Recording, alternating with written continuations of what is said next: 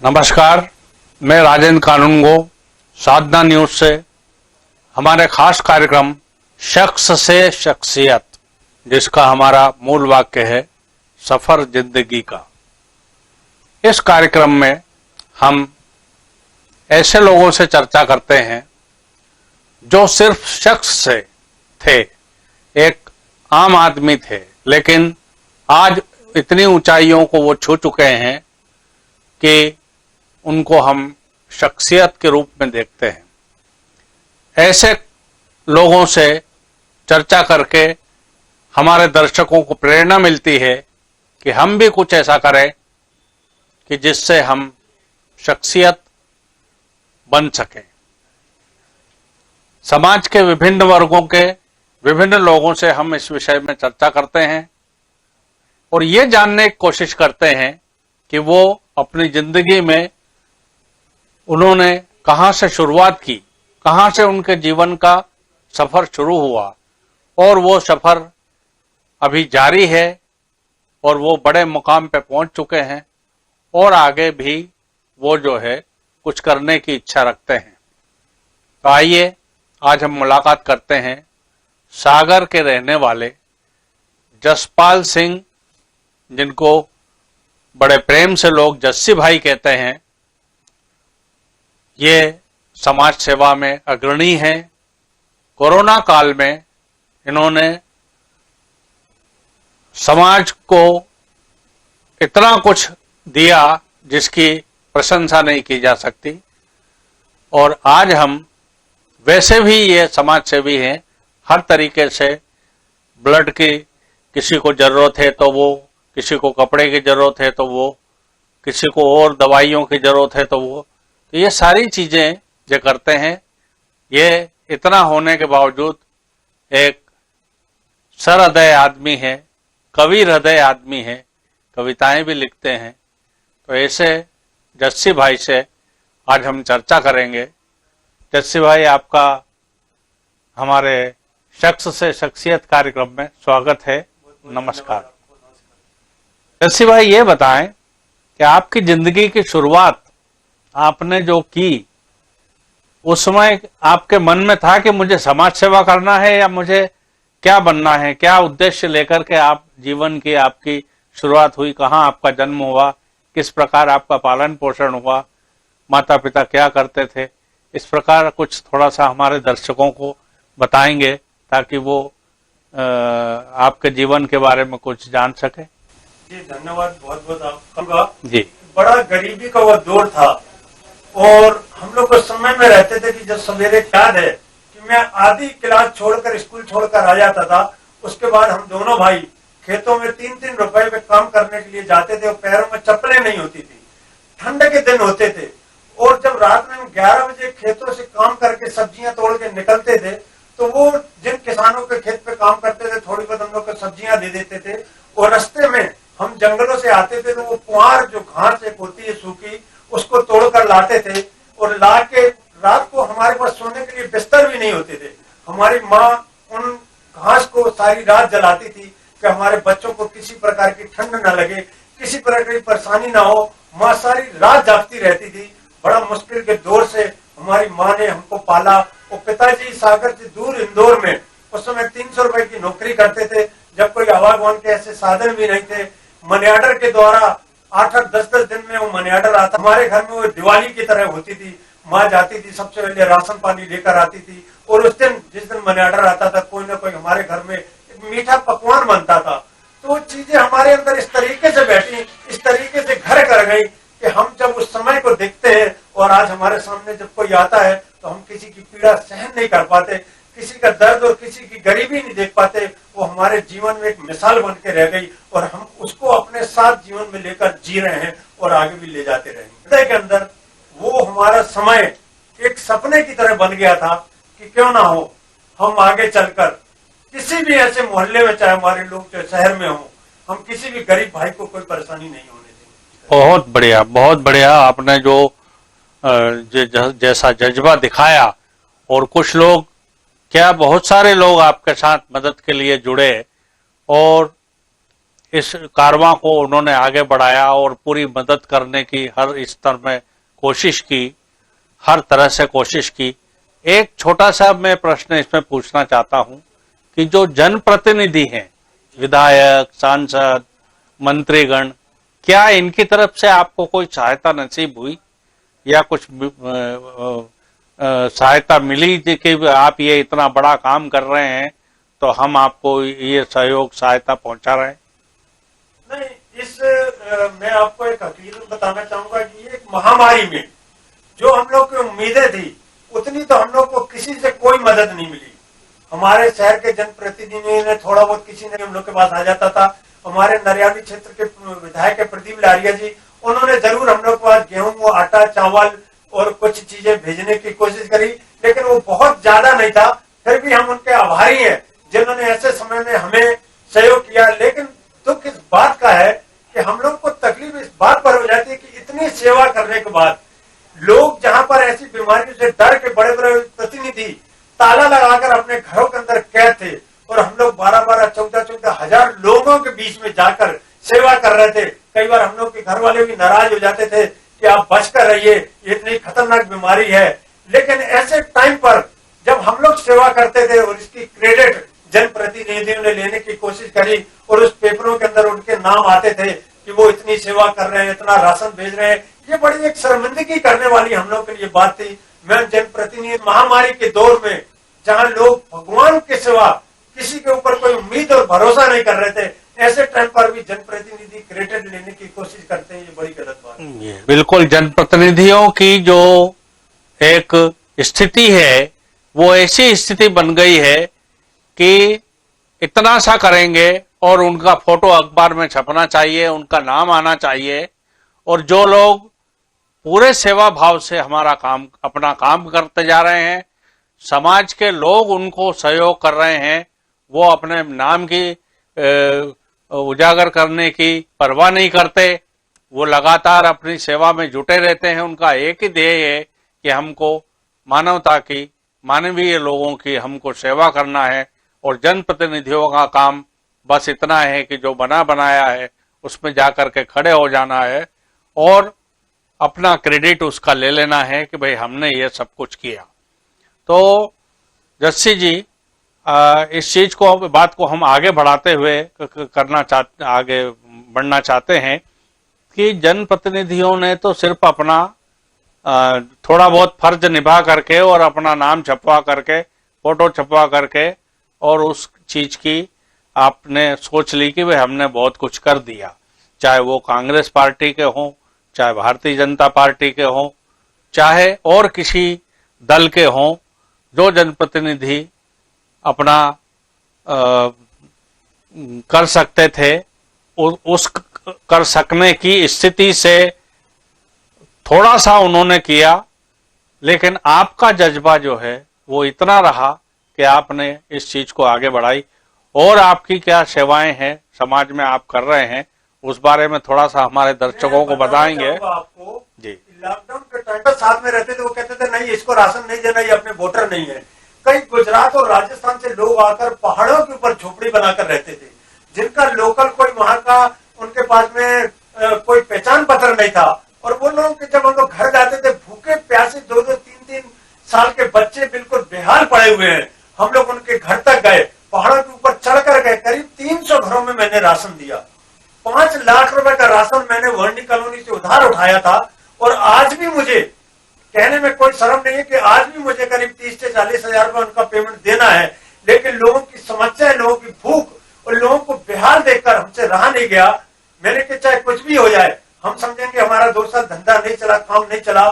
मैंने कोशिश करी ज्यादा से ज्यादा गरीब बेसहारा लोग जो हमारे सागर के नहीं है, आखिर इंसान तो हैं, मैंने लोगों से कहा कि ये ना देखो कि हिंदू और मुसलमान कौन है, इसका पता लगाओ कि इंसान कौन है।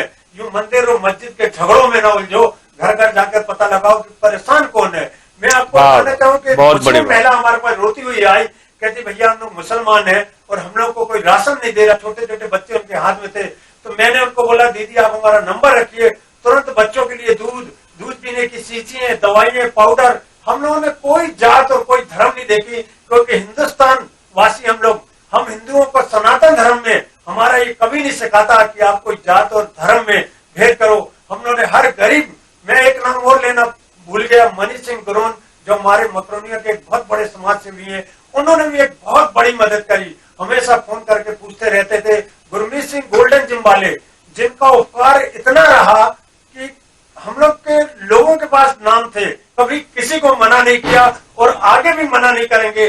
लेकिन जनप्रतिनिधियों से हम कहना चाहेंगे कि भगवान ने आप लोग को इतना कुछ दिया है, आप लोग इतने सक्षम है कि आप चाहें तो हकीकत में हर जनप्रतिनिधि अपने अपने शहर को स्वर्ग बना सकता है। लेकिन पता नहीं क्यों उनके मन के अंदर ऐसी क्या बात है कि लोग उनसे नाराज रहते हैं। और मुझे कहीं एक संदेह है कि जो हालात आज हमारे शहर के हैं, कहीं ऐसा ना हो कि एक दमों वाली बात सागर में देखने को मिल जाए, क्योंकि लोगों के अंदर एक गुस्सा है, लोगों के अंदर एक बहुत ज्यादा रोष है कि हमें नेता लोगों से, प्रतिनिधि से, जिम्मेदारियों से कोई ऐसी मदद नहीं मिली।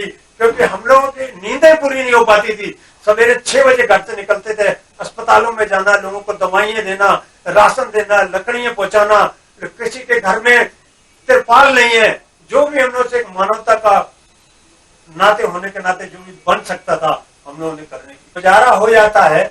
और हमने अपनी इच्छाओं को सीमित रखते हुए, कोई गलत ऐप नहीं पाले, हमने अपने जीवन को एक साधारण तरीके से रखते हुए, मैं 4 जोड़ी से ज्यादा कभी कपड़े नहीं रखता, मैं कोई महंगे कपड़ों की ख्वाहिश नहीं रखता, चॉइस नहीं रखता, एक साधारण जीवन, उच्च विचार हम अपने जीवन में जीते हैं। और उसी में से कोशिश करके लोगों के लिए, कोई लोग हमारे पास बच्ची की फीस के लिए आते हैं, कोई पढ़ाई के लिए आते हैं, कोई राशन के लिए आते हैं।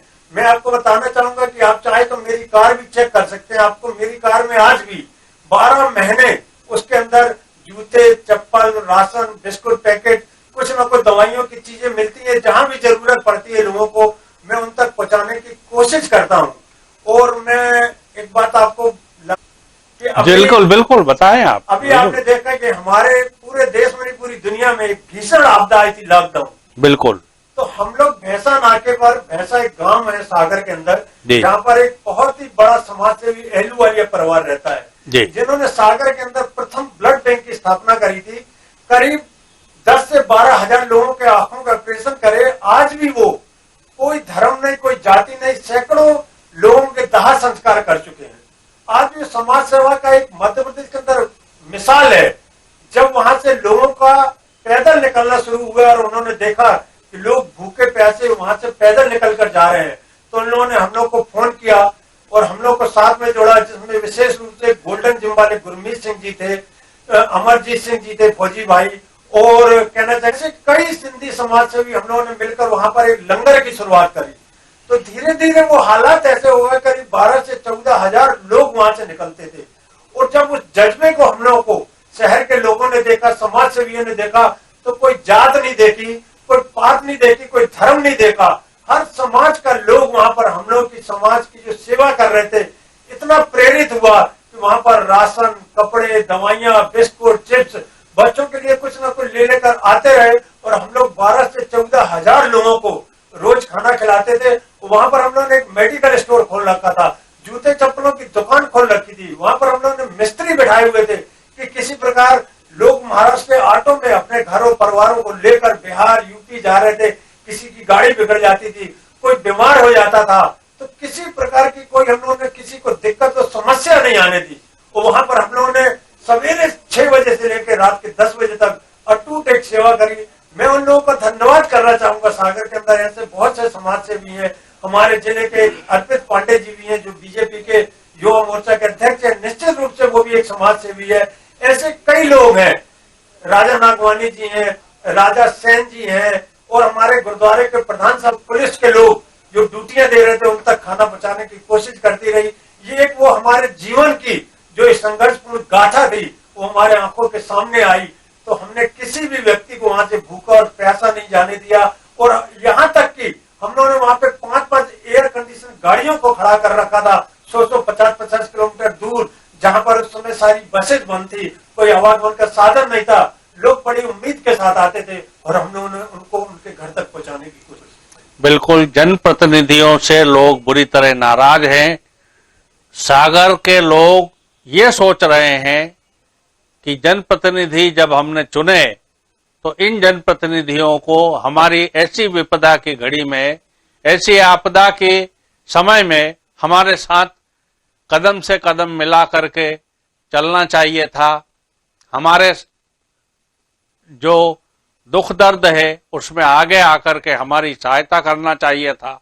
तो ये स्थिति नहीं आई और ये सोच रहे हैं कि दमोह वाली स्थिति कहीं सागर में ना आ जाए।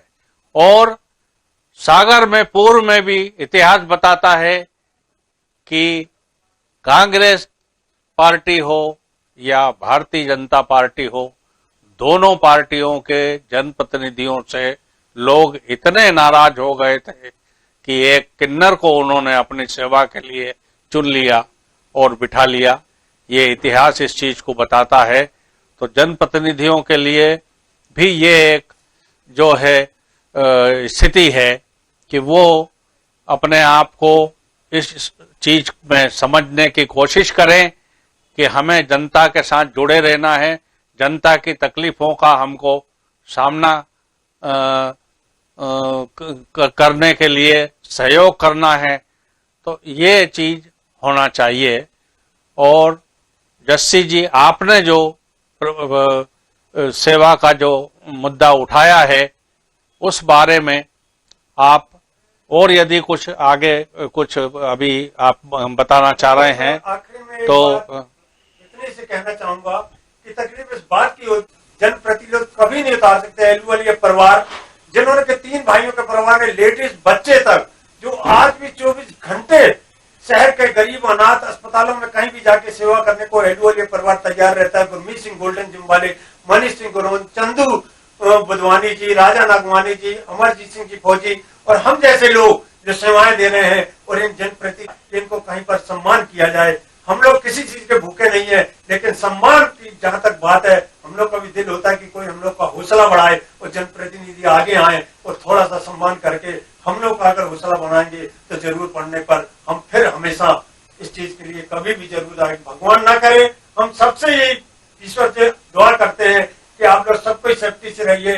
कोरोना चल रहा है, मास्क लगाकर रखिए, वैक्सीन करिए और ईश्वर को मानते हुए हम भगवान से एक बार पुनः आराधना करते हुए बीमारी को खत्म करें ताकि सभी लोग स्वस्थ जीवन। जसपाल सिंह जी का जो दर्द है वो सामने आया कि हमको कोई राजनीतिक दल के नेताओं ने ये नहीं समझा कि हम इतनी सेवा करने के बाद हमें क्या चाहिए। 2 लाइन में बताता हूं कि मांगता नहीं हूं मैं सारा आसमान, मांगता नहीं हूं मैं सारा आसमान, दे सको तो दे दो मुझे मुट्ठी भर मान। यदि मान सम्मान भी आपने नहीं दिया तो फिर आप किस चीज के जनप्रतिनिधि हैं? क्या देख रहे हैं वहां पर कि आप कौन सेवा कर रहा है, कौन सेवा नहीं कर रहा है। और नेताओं के बारे में जो एक लोगों के मन में भ्रांति है, उस भ्रांति को जग्गी जी ने अपने शब्दों में कहा है। मैं उनसे निवेदन करूंगा कि नेताओं के बारे में आपने जो 2 लाइन 4 लाइन लिखी है वो हमारे दर्शकों को बताएं, थोड़ा सा वो उससे प्रेरणा लेंगे और उनको जनप्रतिनिधियों को समझेंगे। मैं तो ये कहना चाहता हूँ पुनः, उसके पहले एक बात कहूंगा। हमारे गुरुद्वारे के प्रधान साहब ले आए थे, लोगों तक पहुंचाई कि अगर आप गरीब लोग हैं, सक्षम नहीं है तो मशीनें ले जाइए, घर पे रखिए। बहुत कुछ गुरुद्वारे के अंदर से लंगर भी दिया गया। होरा जी का भी मैं बहुत बहुत धन्यवाद करता हूँ, हमारे प्रधान साहब का। और एक लाइन जो मेरे अंदर दर्द है, मैं नेताओं के ऊपर कहना चाहता हूँ कि नेता लड़े जेब की खातिर, ये इनका ईमान है। एक बार लड़ जाए चुनाव, कर लेते जिंदगी भर का इंतजाम है। इन नेताओं की मर्जी के आगे कोई ना बोला, मैं रंग दे बसंती चोला, मैं रंग दे बसंती, मैं रंग दे बसंती चोला। और ये एक वाक्य जो है, मैं रंग दे बसंती चोला, ये एक जज्बे का वाक्य है और जज्बा है जन सेवा, लोगों के मन की, तन की, धन की, हर तरीके से सेवा करना इस जज्बे का उद्देश्य है। और वो जसपाल सिंह जज्जी भैया ने जो है, जस्सी भैया ने जो है वो पूरी की। ऐसे आपदा के समय में लोगों का पूरा ध्यान रखा और ईश्वर उनको लंबी उम्र दे, अच्छा स्वास्थ्य दे और इसी प्रकार वो आगे सबकी सेवा में संलिप्त रहें, आगे सेवा करते रहें। इसी प्रार्थना के साथ हम उनको सादर नमन करते हैं, सादर प्रणाम करते हैं। उनकी सेवा जो है अमूल्य है और आज का जो कार्यक्रम है सफर जिंदगी का शख्स से शख्सियत, इसको समाप्त करने की मुझे इजाजत दीजिए और नमस्कार।